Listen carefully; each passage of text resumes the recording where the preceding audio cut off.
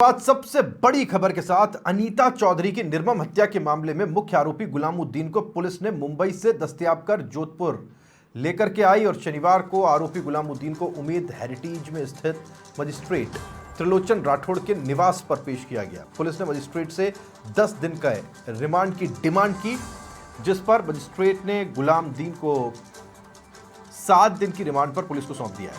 अब 16 नवंबर को गुलामुद्दीन को फिर से कोर्ट के सामने पेश किया जाएगा। गुलामुद्दीन को पेश करने के दौरान भारी पुलिस जाब्ता मौजूद रहा। गुलामुद्दीन को पेश करने के बाद में एडीसीपी सुनील के पवार ने बताया कि गुलामुद्दीन को 16 नवंबर तक पुलिस रिमांड पर कोर्ट ने सौंपा है। थानाधिकारी दिलीप शेखावत ने बताया कि पुलिस ने पेशी के दौरान कोर्ट के समक्ष 10 दिन के रिमांड की मांग की, जिस पर कोर्ट ने 7 दिन के रिमांड पर गुलामुद्दीन को सौंपा है। 7 दिनों के दौरान पुलिस अब गुलामुद्दीन से गहन पूछताछ कर मामले को सुलझाने की कोशिश करेगी।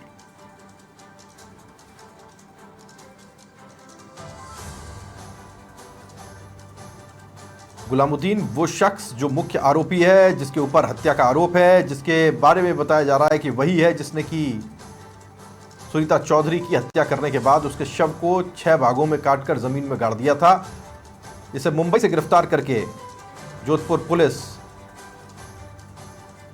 जोधपुर लेकर के पहुंची, जहां आज कोर्ट के सामने पेश किया, मजिस्ट्रेट के सामने पेश किया गया उनके निवास पर, और वहां से 7 दिन की रिमांड पुलिस को मिली है। 10 दिन की रिमांड पुलिस ने मांगी थी, लेकिन 7 दिन की रिमांड पुलिस को मिली है। पुलिस का भारी जाब्ता पेशी के दौरान यहां मौजूद रहा, क्योंकि कई लोग ऐसे हैं जो नहीं चाहते गुलामुद्दीन का मुंह खुले, ऐसा माना जा रहा है।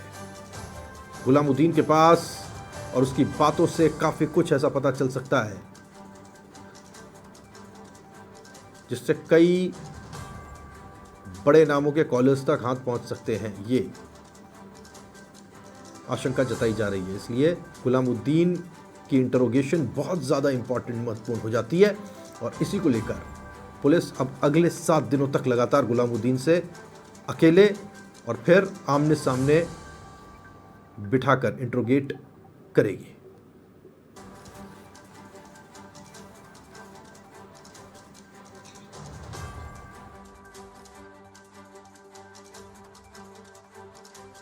अनीता मर्डर मैटर में आज कल मुख्यमंत्री में जो इनको गिरफ्तार किया गया था, अभी आज मिला है अनुसंधानधारी।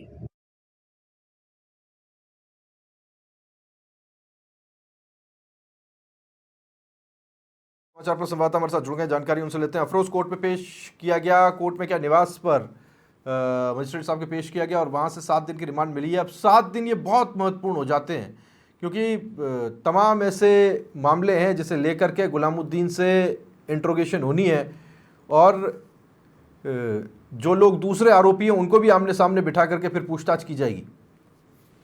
राहुल, मैं बताना चाहूंगा कि इसमें ब्यूटी पार्लर चलाने वाली अनीता चौधरी की हत्या से जुड़ा वाला मुख्य आरोपी गुलामुद्दीन को आज मजिस्ट्रेट के घर पे पेश किया गया था। 10 दिनों की मांग की थी रिमांड पर, मजिस्ट्रेट ने 7 दिन ही दिए गए। रिमांड में आज 7 दिनों से पुलिस कड़ी से कड़ी जोड़ने की कोशिश भी करेगी। इसमें कई महत्वपूर्ण लोगों के नाम भी आएंगे चर्चाओं में, जो जांच पड़ताल के दौरान तथ्य में सामने की संभावना है। और इसमें कोर्ट में जब इसे घर पे पेश लेकर पहुंची मजिस्ट्रेट के घर पे, पूरे जाब्ते के साथ में हथियारबंद जो जवान थे उनके साथ में, और काफी निगाहें और लोगों से छुपाने की कोशिश कर रहा था जो गुलामुद्दीन को लाया था। और सबसे बड़ा सवाल ये उठता है कि जिन के नाम आए हैं, जिसके तैयब अंसारी का नाम है, उसको भी आज जेसी कर दिया गया है, लेकिन इसकी हत्या को टुकड़े करके बताई जा रही है पुलिस द्वारा। अपन एक अगर हत्या टुकड़ों से की हत्या अगर गुलामुद्दीन द्वारा की गई है तो तैयब अंसारी का नाम क्यों आ रहा है, और तैयब अंसारी को भी जेसी कर दिया है। कहीं ना कहीं ऐसा सवाल उठे हैं, ये प्रश्न चिन्ह है पुलिस के ऊपर भी। अगर गुलामुद्दीन हत्या रहा है तो फिर इस संदेह में तैयब अंसारी को भी लिया गया है और कई लोगों को भी लिया गया था। और सहयोगी जो उसकी वाइफ है आबिदा, तो उसको भी अब जब ये आमने सामने होंगे, इनसे बातचीत होगी, क्रॉस स्टडी होगी, उसके बाद में कई ऐसे साक्षी हैं जो सफेद पोश हैं और कई लोग हैं, राजनेता भी लोग हैं, और कई जनों के नाम आए थे। कई बड़े खुलने के राज खुलने की आशंका है। अभी तक जो पूरी कहानी है वो अनीता चौधरी से जुड़ी हुई 3 लोगों के इर्द गिर्द घूम रही है। एक गुलामुद्दीन खुद, जो कल पकड़ में आ गया, आबिदा, और तीसरा तैयब अंसारी। अब इन तीनों का इन्वॉल्वमेंट क्या क्या है? गुलामुद्दीन के ऊपर तो चलिए बता दिया गया कि यही वो व्यक्ति था जिसने की हत्या की। हत्या में शामिल या मदद करने का आरोप आबिदा पे लग रहा। ये समझ में नहीं आ रहा तैयब अंसारी का इस पूरे के पूरे प्रकरण के अंदर इन्वॉल्वमेंट क्या है, और तैयब अंसारी जैसे कितने और हैं जिनका और भी इन्वॉल्वमेंट हो सकता है, क्योंकि ये छोटी मोटी रिमांड नहीं मांगी गई है।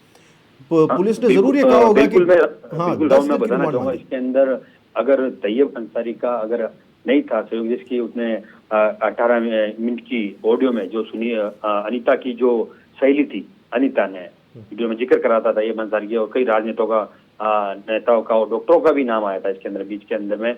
लेकिन अगर तैयब अंसारी का उसके अंदर हाथ नहीं है तो अगर उसे फिर जैसे क्यों किया, ये एक सवाल निशान है। और इस बीच के अंदर तैयब अंसारी को जैसी कर दिया गया, तो डीसीपी से जब रात को बाद वार्ता की गई, अगर हत्या की गई तो फिर तैयब अंसारी से ऐसे सवाल क्यों है और उससे जैसे क्यों गया, ये सवाल नजर एक प्रश्न चिन्ह पुलिस के ऊपर भी है। तो ये तब बाद आबिदा और तैयब अंसारी और सामने अनीता जो उसकी सहेली जो आज इस दुनिया से जा चुकी है, और गुलामुद्दीन जब सामने होंगे, कई राज सामने आने की संभावना है। एक बात ये भी महत्वपूर्ण है अफरोज, आखिर में ये भी समझना जरूरी है, अगर तैयब अंसारी के खिलाफ कोई एविडेंस होते नहीं है, प्राइमा फेसी कोई बहुत पुख्ता जानकारी नहीं होती, तो फिर कोर्ट की तरफ से जैसे ही किया नहीं जाता। कोर्ट के सामने, कोर्ट के समक्ष जरूर कुछ ऐसे तथ्य रखे गए हैं जिस कारण उसको जुडिशियल कस्टडी में भेजा गया है। ये सवाल है निशान पुलिस के ऊपर है, क्योंकि जब भी डीसीपी जो राज ऋषि वर्मा उनसे सवाल किए गए हैं तो उन्होंने ये बताया है कि अभी जांच का विषय बताया जाएगा। कुछ ऐसा कोई खुलासा नहीं किया गया डीसीपी। कल भी रात को जब रात को 10 बजे रूबरू हुई तो उन्होंने एक ही बात कही, ये जांच का विषय है। और जब इनके सामने जब बातचीत और इसे हाल तक लगातार इससे बातचीत की जा रही है गुलामुद्दीन से, कौन कौन से खुलासे हैं, इस विषय के अंदर डीसीपी राज ऋषि वर्मा ने चुप्पी साधी और कोई भी सवाल मीडिया के सामने नहीं बताया। बस इतना ही बताया गया कि क्या बस ये अब लगातार अब इससे पूछताछ की जाएगी। लेकिन अभी भी 24 घंटे बीत गए हैं, पर अभी भी जब बात की गई, जब उनका यही सवाल है कि अब इसे पूछताछ की जाएगी, लेकिन पुलिस के सामने अभी 24 घंटे के बाद में भी जवाब नहीं है कि आखिरकार तैयब अंसारी को क्यों जैसे किया गया। और कई ऐसे साक्षी हैं जो कि कभी 24 घंटे के बाद में लाने के बाद जो भी वहाँ 24 घंटे निकले, उसके बाद में भी डीसीपी द्वारा ये बताया गया है कि अभी भी जांच का विषय है, अभी ऐसा कोई साक्ष्य सामने नहीं आया है, हम इस चीज की पुष्टि करके फिर ही बाद में बता पाएंगे। नहीं, पुलिस अभी काफ़ी कुछ भी कहने से बच रही है। वो चाहती है कि पहले बहुत ज़्यादा चीज़ें कंफर्म हो जाए फिर बताया जाए, और अभी तक ये भी समझ में नहीं आ रहा कि तैयब अंसारी अभी सलाखों के पीछे क्यों है, ये एक दूसरी बात। लेकिन अफरोज, आखिर में ये चीज़ बतानी भी ज़रूरी है कि बहुत ज़्यादा पॉलिटिसाइज ये मामला हो गया है। हाँ, इस बिल्कुल संदर्भ बड़े बड़े नेताओं के बता रहे हैं जो तैयब अंसारी छोटी मोटी बड़ा व्यापारी है, जमीन का रियल एस्टेट का बड़ा माना जाता है। तैयब अंसारी के उस टाइम जब ये मामला तैयब अंसारी के घर पे सर्च किया गया था, काफी उसके लैपटॉप वगैरह और जो प्रिंटर वगैरह और कंप्यूटर भी ले जाए गए थे उसके बाद में। लेकिन जब भी पुलिस से ये इस चीज से वो दूर बनती रही क्या तैयब अंसारी की घर से अगर ऐसे कौन से साक्ष्य है तो उससे अगर गिरफ्तारी दिखाई हो, फिर आज कल शाम को जब जेल लेके मुझे टाइम हो चुका था, जब उससे लेके नहीं गई, पर आज उसे जैसी कर दिया गया और जेल भेज भी दिया गया। पर पुलिस द्वारा बिल्कुल चुप्पी साधी गई है कि आखिर में कारण क्या है, क्या तैयब अंसारी अगर उसमें इन्वॉल्वमेंट नहीं है, उसका हत्या बताई गई है, क्या गुलामुद्दीन द्वारा ही बताई गई है हत्या, तो तैयब अंसारी को क्यों लिया जा रहा है, अभी भी इस मामले के अंदर पुलिस ने चुप्पी साध रखी है। बिल्कुल, अब ये पूरी कहानी पुलिस को एस्टैब्लिश करनी होगी जब वो चार्जशीट लेकर के आएंगे, और तब ये स्पष्ट करना ज़रूरी होगा कि पूरी की पूरी कहानी आखिर इसके पीछे की थी क्या।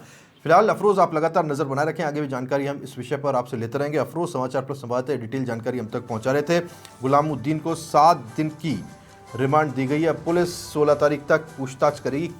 बहुत सारी बातें हैं जो यहाँ से निकल करके सामने आ सकती हैं। हालांकि पुलिस की तरफ से 10 दिन का रिमांड मांगा गया था, लेकिन मजिस्ट्रेट की तरफ से 7 दिन की रिमांड दी गई है गुलामुद्दीन की। और अब गुलामुद्दीन को पुलिस इंटरोगेट 7 दिन तक करेगी, और फिर इस पूरे मामले पर कोई बयान, बड़ा बयान पुलिस की तरफ से आ सकता है।